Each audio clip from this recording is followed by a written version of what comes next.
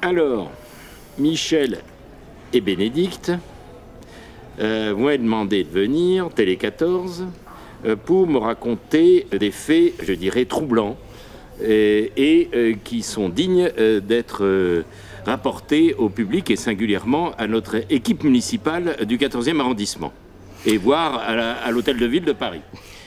Ouais, et effectivement, hein, on vit, on pourrait dire, peut-être le mot est fort, mais je ne crois pas, un enfer en ce qui concerne les personnes invalides dans Paris. Et Bénédicte va vous en parler. Bon, enfin moi je suis invalide, je suis paraplégique, une paraplégie incomplète. Donc je me déplace en marchant mais avec une canne et je marche très lentement et mon équilibre est précaire. Donc voilà, donc en fait j'habite dans le 14e arrondissement et voilà ce que je rencontre en fait dans le 14e. Des trottinettes qui passent à toute vitesse sur les trottoirs, des vélos bien sûr, beaucoup de vélos aussi, qui passent à toute vitesse sur les trottoirs, parfois même des vélos qui me klaxonnent, genre allez dégage pour que je puisse passer. Donc voilà, donc ça c'est bien aussi, c'est vraiment très chouette. Et puis quand on traverse, sur passage clouté bien entendu, quand on a le feu au vert bien sûr, là aussi il faut être extrêmement vigilant parce que sinon on risque de se faire renverser par des vélos, par des trottinettes. Donc quand j'étais allée voter contre les trottinettes à la mairie du 14e arrondissement, j'ai parlé avec la maire du 14e, Madame Petit, et je lui ai expliqué la situation, dans laquelle je me trouvais par rapport au stationnement. Là mon mari vous en parlera plus longuement que moi, on a vraiment des gros problèmes avec le stationnement. Mais voilà, je lui ai expliqué la situation. Elle m'a dit oui, je comprends bien, c'est très compliqué, c'est vrai, voilà. Elle m'a dit écoutez, ne m'envoyez pas de mail, faites-moi une lettre manuscrite et puis portez-la moi à la mairie ou envoyez-la moi à la mairie. Et c'est ce que j'ai fait, hein, donc voilà. Et puis ça fait 2 mois, je crois. Ouais, quasiment même 3 mois. Presque 3 mois. J'ai pas de réponse. Je pense que j'en aurai jamais. Est-ce que vous avez eu le message habituel de Karine Petit, c'est-à-dire vous inquiétez pas, je m'en occupe? Non, pas du tout, j'ai pas eu de réponse du tout. Alors donc, non, mais c'est bien, parce que quand Karine vous répond ça, oui. Ne vous inquiétez pas, je m'en occupe, oui. C'est là qu'il faut commencer à s'inquiéter. Hein. D'accord, là, non, il n'y a pas de problème. Donc là, pour l'instant, il y a de l'espoir. Bon, d'accord, voilà. Donc, voilà. Alors, je vous donne un exemple. Moi, depuis, comme je suis paraplégique, etc., je reçois des soins à l'hôpital Sainte-Anne, qui se trouve rue d'Alésia, de l'autre côté du carrefour d'Alésia. Et en fait, depuis qu'on a fait une expérience de sens unique sur la rue d'Alésia, il n'y a plus moyen de m'y conduire en voiture puisque c'est en sens unique. Donc on a déjà été verbalisé parce que mon mari l'avait pris en sens unique. Donc si on fait ce qu'il faut faire, il faut passer par le périphérique maintenant pour pouvoir aller jusqu'à l'hôpital. Il faut faire un détour d'à peu près 15 km. Non, mais j'ai calculé pour revenir ici plusieurs kilomètres. Oui. Nous on habite donc la rue Jonquois et on est à 5 minutes. Hein, on est obligé d'aller rejoindre les Maréchaux, refaire la rue vers Saint-Jacques-Torix qui est embouchonnée comme pas deux, la rue Didot qui est aussi avec des embouteillages monstres, tout ça pour laisser place à la rue d'Alésia et la rue d'Alésia qui est maintenant la rue des scooters parce qu'ils font des livraisons soi-disant, hein, Uber Eats bien entendu, et ça n'arrête pas. Alors où est vraiment le... Rappelons quand même que théoriquement c'est destiné aux nouvelles mobilités, sauf que dans votre cas par exemple, et il y en a beaucoup comme ça, de mobilité réduite, à fortiori handicapés, il n'y a pas d'autre choix, même si c'est pour aller pas très loin à Sainte-Anne, que de prendre une voiture. Alors quand même le plus gros problème que nous avons rencontré, c'est le problème de stationnement. Alors on montre votre véhicule, voilà, là, il est en face, on est devant chez vous, et le véhicule il est sur un des emplacements prévus à cet effet pour que les véhicules des Parisiens, notamment des riverains, puissent se garer. En particulier quand c'est le véhicule d'une personne handicapée. Alors bien entendu, il y a la carte d'invalidité européenne qui a une durée de 5 ans qui est jour et nuit sur le pare-brise. Jusqu'en 2026. Alors ça, la sulfateuse, elle est incapable de détecter ça. Non, mais elle ne détecte pas, ça c'est clair. Pourtant, c'est une carte européenne avec une loi européenne qui dit bien et précisément que la carte doit être visible sur le pare-brise Oui. à la vue des forces de l'ordre. Et alors là, avec son intelligence artificielle de sulfateuse, tous les soirs, et même 2 fois par jour parfois, si j'ai bien compris, elle vient te coller une prune. Même coller une prune. Voilà. Et elle n'a pas encore compris. Non, elle sait pas la lire. Et voilà maintenant quasiment 5 ans que nous sommes persécutés et vraiment, je pèse mes mots, oui. Et une persécution et une discrimination constante au stationnement.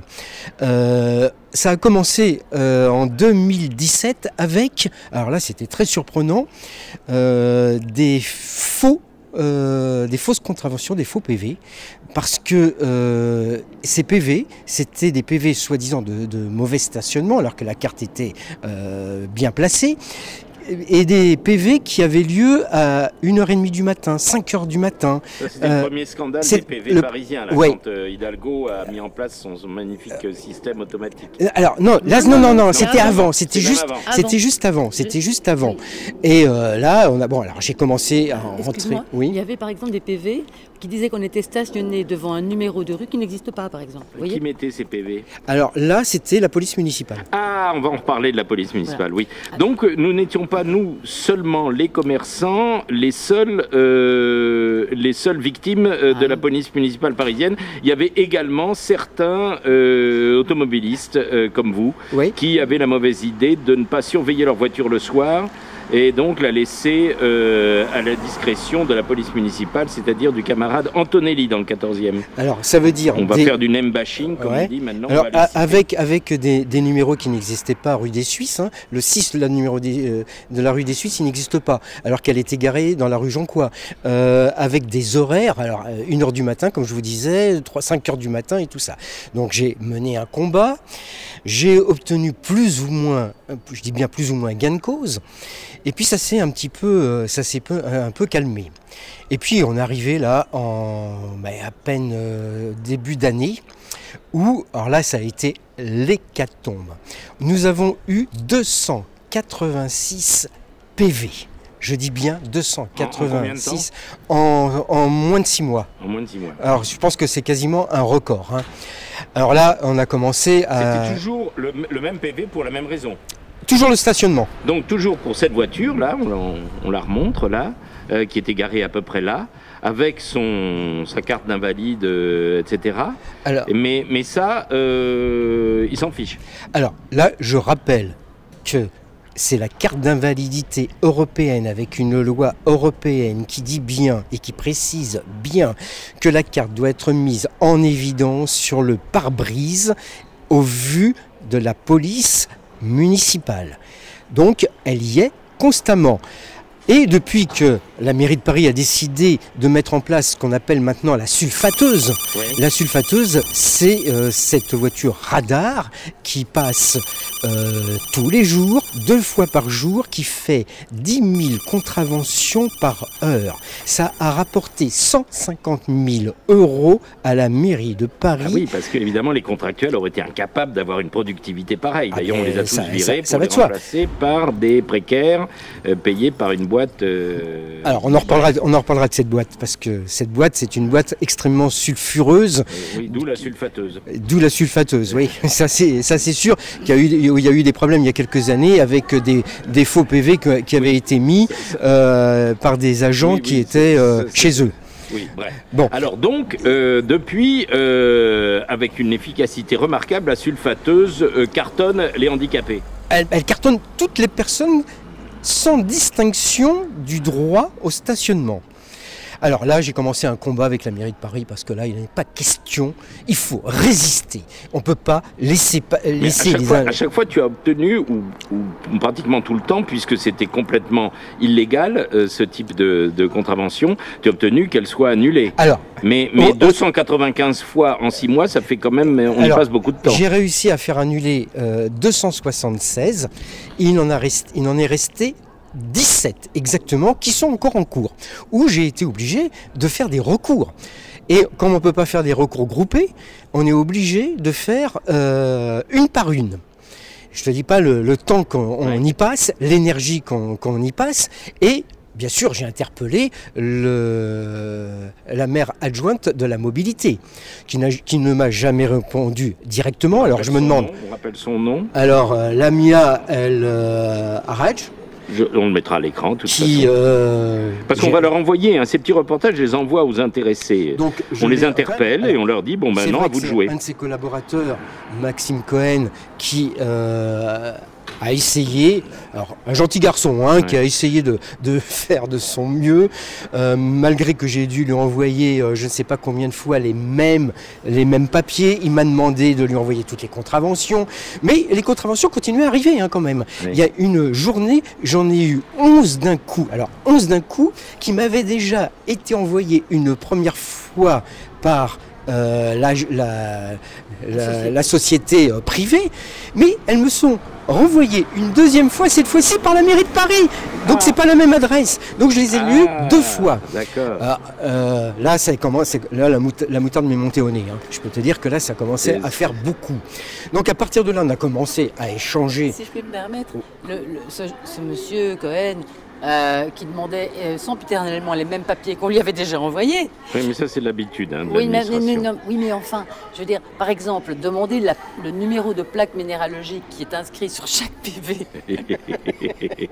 Non, mais franchement, quoi, je veux dire, sur chaque PV, on les a envoyés je ne sais pas combien de fois. Non, mais c'est quoi votre numéro de plaque minéralogique? Donc, le papier de la MDPH, le seul et unique papier que la MDPH délivre, la maison du handicap, délivre, on l'avait envoyé dès le début, mais non, il ne l'avait pas. Non, celui-là n'était pas bon, mais il n'y a que celui-là qui fait foi. Donc, enfin bref. Parce qu'ils ne sont même pas capables de... Parce qu'il faut rappeler que la MDPH, c'est quand même l'adjointe au maire qui en est la présidente. Donc, il te demande de t'enregistrer sur une plateforme. Tu veux t'enregistrer sur cette plateforme? Alors déjà, premièrement, l'enregistrement n'est valable que 2 ans, au lieu des 5 ans que la carte normalement prévoit. La loi, c'est 5 ans. Donc pourquoi 2 ans? Ensuite, quand on te demande ta feuille d'imposition. Alors, pourquoi ta feuille d'imposition? Pour pouvoir enregistrer un stationnement. Ensuite, on te demande donc cette fameuse pièce de la MDPH qui fait foi de la carte d'invalidité. Mais elle est refusée. Systématiquement, elle est refusée. C'est pas la bonne. Donc j'ai contacté la MDPH qui me dit non, mais c'est la seule pièce que nous avons. La MDPH, je leur ai dit, mais pourquoi vous ne croisez pas les fichiers? La MDPH, c'est l'acronyme de... c'est la maison du handicap. C'est la maison de handicap. Voilà. Et qui est dirigée donc par la mairie de Paris. Oui. Donc, alors, ils ont fini par nous enregistrer, mais quand on s'enregistre, l'enregistrement, il est fait que pour cette voiture. C'est-à-dire que si je change de voiture et que je prends la carte d'invalidité, je suis en infraction. Et pour cela, je dois aller chercher. Alors qu'en réalité, tu n'es pas en infraction. Non, mais c'est-à-dire qu'en fait, il y a quelqu'un... Ils te mettent en infraction alors que je ne les suis pas. Le droit, c'est que les avantages, enfin les dérogations pour pouvoir se garer, mettre un véhicule, sont attribuées à l'invalide, enfin à la personne handicapée, et non pas à un véhicule précis. Non, ce qui veut dire en fait que quand mon mari ne peut pas me véhiculer à un rendez-vous quelconque, que je demande que quelqu'un d'autre me véhicule, en fait, je ne peux pas prendre la carte d'invalidité. C'est-à-dire que quand quelqu'un d'autre que mon mari me véhicule, en fait, je dois cesser d'être handicapé, en fait. C'est ça le problème. C'est ça, vous ne l'êtes plus. Non, je ne le suis plus. C'est fini. C'est pas mal comme traitement. Mais c'est comme ça, parce que je ne peux pas prendre la carte, puisque ça, il faut que le véhicule soit référencé. De la même façon que si on va ailleurs que dans le quartier, on va dans une autre rue avec le signalement de la voiture, eh ben c'est pareil. En fait, c'est fini, on est déréférencé. C'est terminé. On a le droit qu'à ici. Qu'à ici. Oui, on est référencé ici. Donc on est handicapé que dans le périmètre. Donc parce en que c'est le domicile, remarque. Oui, mais bien sûr. Oui, mais ça veut dire que si je vais ailleurs, dans Paris, c'est fini. Donc en fait, ça veut dire quoi? Que je suis assigné à résidence, en fait. C'est ça que ça veut dire. Alors, il y a la possibilité, quand même, parce qu'ils sont quand même très intelligents, la mairie de Paris, c'est d'aller chercher un ticket.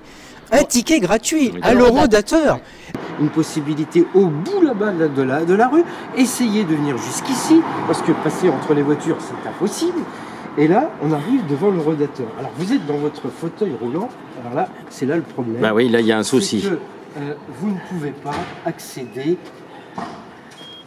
au bouton on est plus bas, bienvenue. Ah oui, alors tu peux pas appuyer sur bienvenue. Et donc, à partir de là, normalement, vous choisissez le 6. Ah bah oui, mais t'es pas poli si tu appuies pas sur bienvenue. Voilà. Ouais. Et là, vous rentrez votre... Faut être bienveillant. Tu n'es pas assez bienveillant. Non, je suis pas bienveillant, Voilà. c'est vrai. Malheureusement, je voudrais l'être un petit peu plus. Là, vous saisissez votre numéro d'immatriculation et il y a un ticket qui sort. Mais là, quand vous êtes dans un fauteuil roulant, c'est pas possible. Les deux solutions que nous propose la mairie de Paris, c'est donc le rodateur ou l'enregistrement sur cette plateforme, mais pour une seule voiture. Ah mais ça s'appelle, tu sais, ça s'appelle l'inclusivité.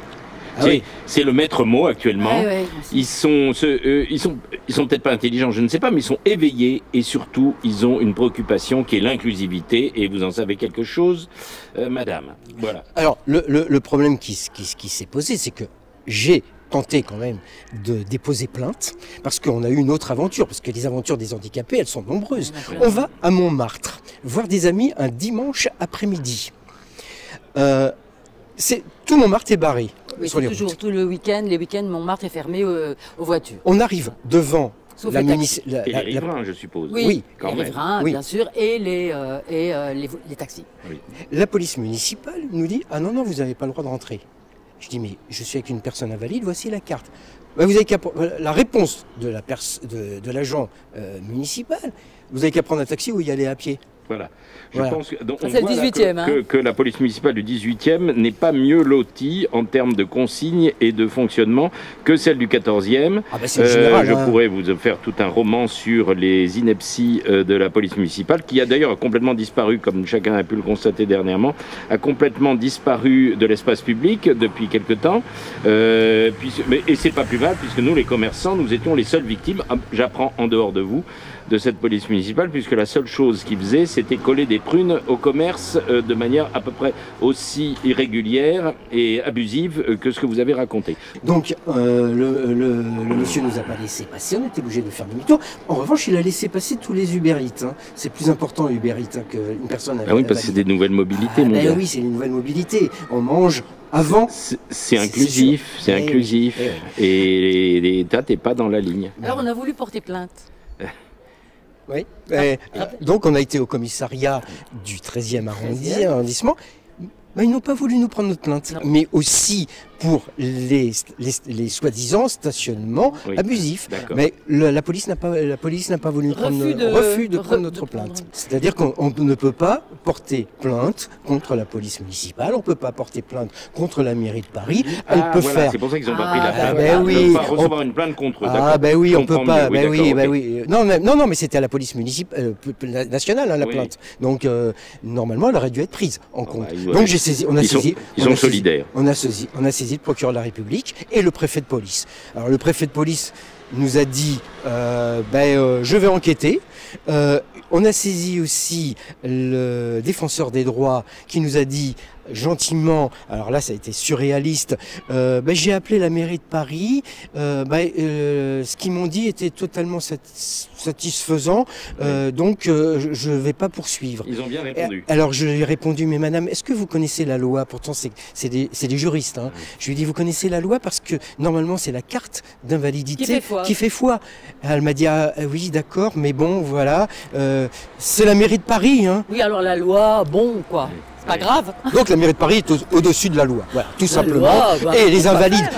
Et pourtant. Pas rester là quand même. Ah non, mais pourtant le slogan quand même de ces personnes, c'était de défendre l'invalidité et les personnes handicapées. Et maintenant l'accessibilité. Et l'accessibilité. Ah bah ça c'est la première. Et là on se retrouve, donc on a continué, mais ce qui est hallucinant aussi dans les recours de cette société privée, c'est que ils te demandent de mettre tous les arguments qui font foi que cette contravention ne devrait pas avoir été mise.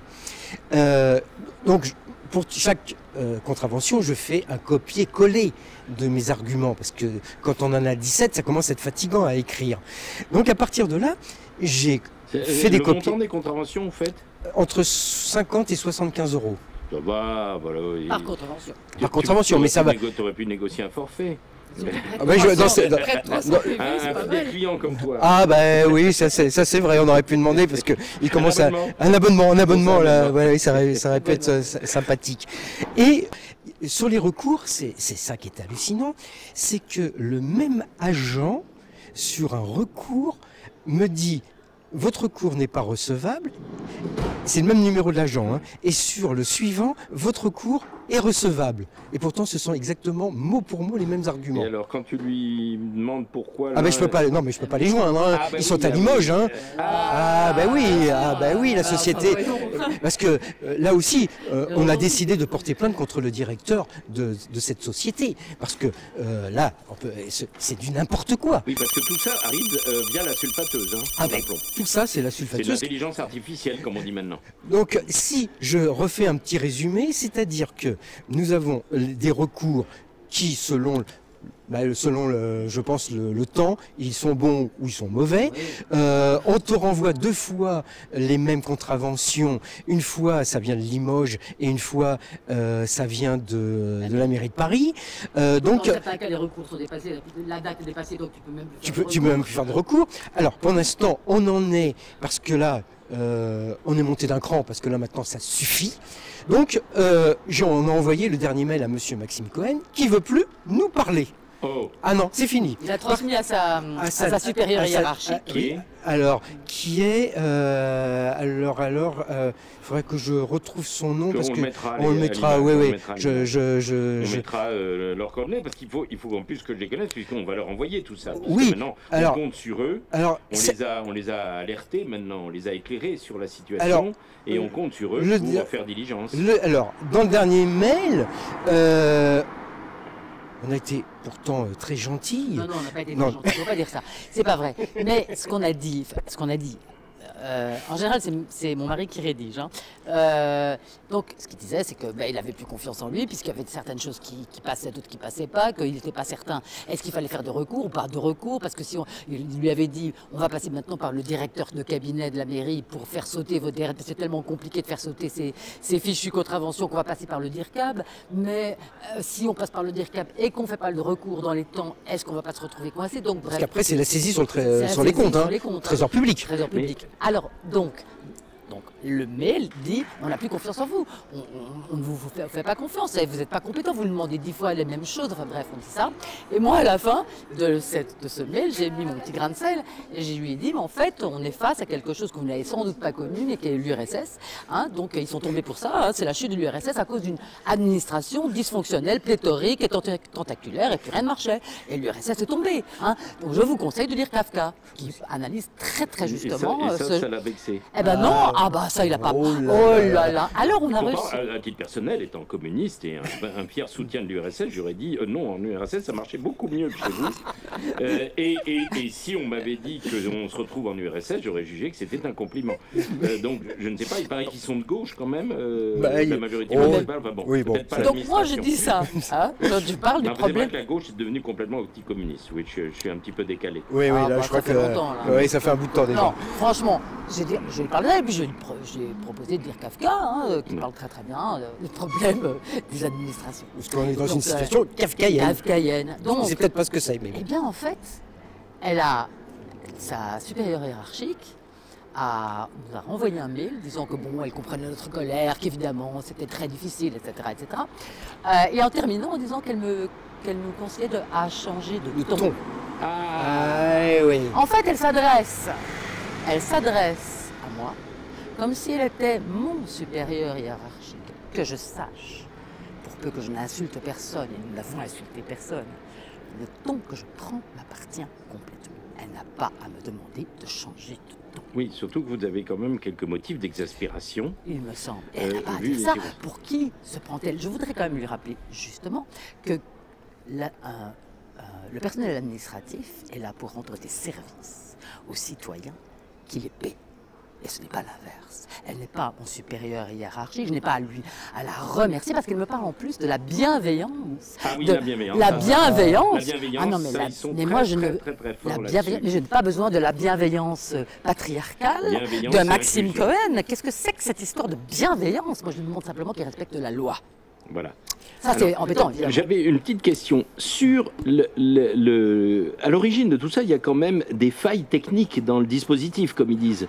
C'est-à-dire, donc, est-ce que tu leur as fait observer que peut-être ce serait une bonne idée de remettre des contractuels, comme avant, je pense que qui au moins étaient capables, à défaut d'intelligence artificielle, de s'apercevoir qu'il y avait une carte de handicapé devant le pare-brise, et que donc, il n'y avait pas de motif à contravention.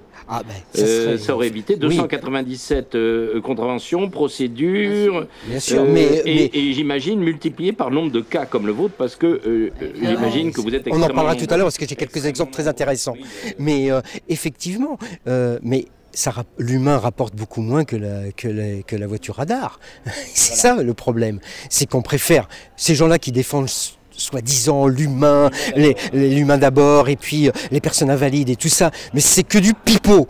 Que du pipeau. Je suis désolé de le dire, parce que là, oui, on est d'accord, mais alors pour en revenir au truc, donc ils ont un dispositif qui est absolument incapable de ne pas continuer indéfiniment de te coller des prunes tous les jours. Ils n'ont rien, ils n'ont pas de solution. Ils n'ont pas de solution. Tu m'as dit qu'il y avait des espèces d'interconnexions, mais qui sont incapables de faire entre leurs différents plateformes. Bien sûr, oui. Il y a, déjà de croiser les fichiers des personnes invalides entre la MDPH et la mairie de Paris, c'est très simple. Hein, il n'y a pas besoin d'être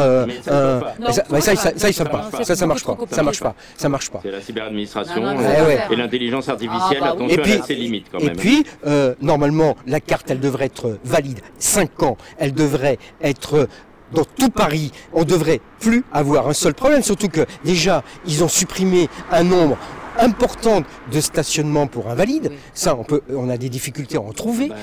Ça est remplacé par les vélos. Et je vais prendre un exemple. Simplement, une association d'handisport qui touche une subvention de 100 000 € de la mairie de Paris a eu, l'année dernière, sur une année, donc, 57 000 € de contravention. Du même type que les tiennes. Ben oui, stationnement. C'est complètement abusif. De stationnement, leur véhicule qui normalement transporte des personnes invalides. Oui, alors eux, ils sont très intelligents. Ils ont trouvé le système, ils ont demandé l'équivalent des contraventions en subventions supplémentaires. Et oui, donc finalement, ça revient à financer l'administration, la municipalité, sur le budget des associations de handicapés. Oui, alors, mais c'est pas fini. C'est pas fini. Ils ont pris. Et évidemment, les sociétés privées qui se sucrent au passage. Ben oui, et c'est pas fini. Ils ont pris un salarié à mi-temps, une personne invalide de l'association pour gérer toutes les contraventions. Ça fait au moins un emploi. Un emploi utile, efficace, type Startup Nation. Exactement. Là, on voit le sommet de la pensée. De la bienveillance et de l'inclusivité. Alors, j'ai reçu plus de 1000 personnes qui ont eu des contraventions abusives, mais qui n'osent pas le dire. Donc il faut que ça cesse. Là, j'ai beaucoup de personnes qui se trouvent dans des situations, des gens qui sont de passage, invalides, qui sont de passage à Paris, ils ne savent même pas comment ça fonctionne, ils stationnent avec la carte d'invalidité qui est tout à fait valable, se retrouvent avec une contravention. Voilà, c'est pas compliqué. En réalité, c'est l'administration et l'entreprise privée à qui elle a délégué le pouvoir régalien concernant les contraventions, qui sont, elles, dans l'illégalité et qui sont en contravention avec le droit. Exactement. Et on en est au chapitre des contraventions abusives. Les scooters électriques se retrouvent maintenant avec des amendes de stationnement comme tous les autres véhicules, alors que c'est gratuit. Et la plupart des gens... Théoriquement, selon le droit, y compris européen, ça devrait être gratuit. Oui. Mais en pratique, ça ne l'est pas. Oui, mais alors... On connaît quelqu'un qui c'est un jeune homme, il a un scooter électrique, il s'est retrouvé avec près de 1 000 € d'amende. Il a donc vendu son scooter, parce que c'est pas possible, il ne veut pas payer ça. Mais il a quand même payé, le pauvre, parce que Il a payé. Parce que les gens n'ont pas envie de se battre. Parce que c'est impossible. On est devant une machine. C'est compliqué maintenant avec la cyberadministration, parce qu'il faut à peu près une journée pour avoir quelqu'un qui te répond au téléphone, quand il y a un numéro de téléphone. Et sinon, eh bien, tu peux partir longuement en vacances avant d'avoir une réponse si tu es parvenu par miracle à remplir un formulaire jusqu'au bout sur leur fichue plateforme. Et en fait, c'est volontaire. À mon avis, c'est voulu. C'est pas possible autrement. C'est vraiment. Mais non, les gens renoncent. Des gens si bienveillants, je ne peux pas imaginer ça. Mais on renonce parce que c'est vrai que les heures que nous avons passées par rapport à ces PV. Mais on vous dit, bon, après tout, je suis qu'une invalide, personne de deuxième catégorie, de citoyen de deuxième catégorie, bien entendu. Donc, je n'ai que ça à faire dans la vie, bien sûr. Hein. Donc, voilà, utiliser toutes mes journées à faire des mails. Donc, je veux dire, non, c'est ça. Hein. Alors, pour pratiquement conclure, c'est ce qui a été quand même le summum donc, de la directrice de cabinet de la chaire adjointe à la mobilité qui nous dit, dans son mail, elle nous avoue son incompétence et qu'elle ne peut pas faire grand-chose. Alors là, je suis... Non, c'est pas son incompétence. Son impotence. Voilà. Elle peut rien faire, quasiment. Voilà. Elle nous l'avoue. Alors moi, j'ai eu beaucoup quand même de compassion parce que je me dis... Ça va être dur quand même de vivre ça. Ah oui, un peu de bienveillance. Hein. Ah oui, ça va être assez dur de vivre ça. Un peu de bienveillance. Voilà. Alors maintenant, on verra, on a quelques contraventions qui sont dans l'air. J'en ai marre de faire des recours. On verra jusqu'où, parce que... On a quand même on n'est pas juste pour protester, on n'est pas des mécontents avec des casseroles. Donc cette protestation rejoint celle de beaucoup d'autres, y compris des commerçants, d'une manière générale, des riverains, des Parisiens en général, des habitants du quartier en tout cas, notamment vis-à-vis de la police municipale. On a rappelé que jusqu'à maintenant, on la voyait uniquement pour venir donc aller taxer abusivement des handicapés ou les commerçants. Alors depuis qu'on a protesté, nous les commerçants, ils viennent plus trop nous casser les pieds, ils faisaient simplement des vires de temps en temps. En dehors de ça, on ne les voit plus du tout. D'ailleurs, on a pu le vérifier encore dernièrement. Et les seules fois où les gens du quartier les appellent parce qu'il y a un problème d'incivilité ou autre, tout ce qu'ils font, c'est appeler la police municipale. Donc voilà. Alors, nous avons une revendication très claire à transmettre. Je pense que on en a causé, nous sommes d'accord. Revenons à la police municipale dépendant de la police nationale, comme c'était le cas à Paris jadis, avec une police de proximité. Peut-être pas des hirondelles, mais elles pourront être à vélo électrique maintenant, éventuellement. Des contractuels avec qui on peut au moins discuter, qui coûtent moins cher que le développement d'une énorme intelligence artificielle pour être incapable de traiter les cas simples des cartes handicapées sur les pare-brises. Donc voilà, on est prêt à discuter avec aussi bien l'hôtel de ville que la mairie du 14e, Madame Hidalgo et ses adjointes, Colombe Brossel, Antonelli dans le 14e, etc. Pour leur expliquer comment on pourrait faire et être quand même un petit peu plus bienveillant et inclusif qu'ils ne le sont. Merci.